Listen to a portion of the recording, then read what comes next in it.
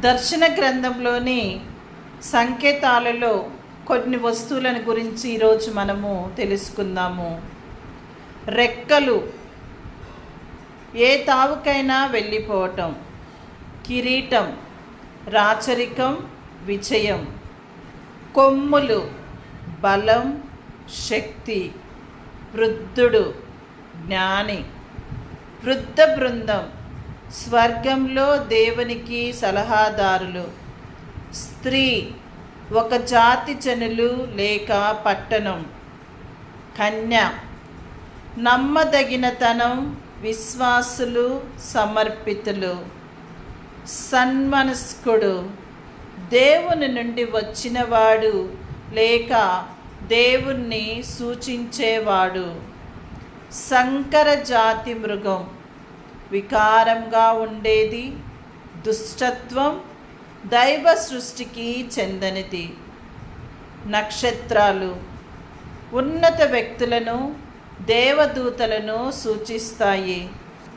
పేరు, వ్యక్తిని సూచిస్తుంది. కండ్లు, చూడటం, గ్రహించటం. 7 నేత్రాలు, అన్నిటినీ చూడటం. దుస్తులు, నరుని అంతస్తుని, టీవీని తెలియచేస్తాయి. గొర్రెపిల్ల నెత్తుటిలో దుస్తులు ఉతుక్కోవటం.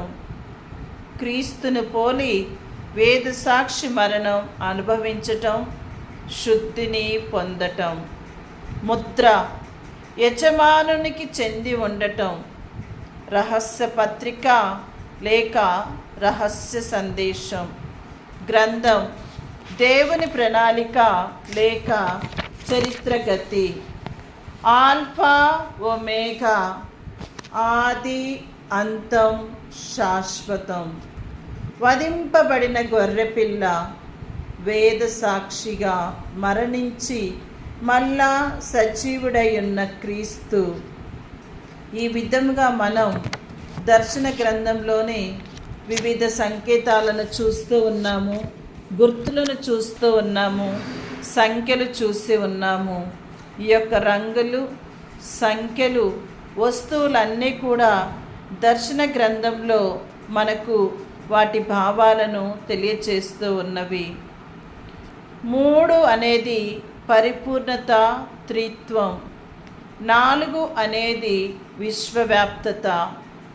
7 అనేది దర్శన గ్రంథంలో పరిపూర్ణత. 12 అనేది 12 ఇజ్రాయేల్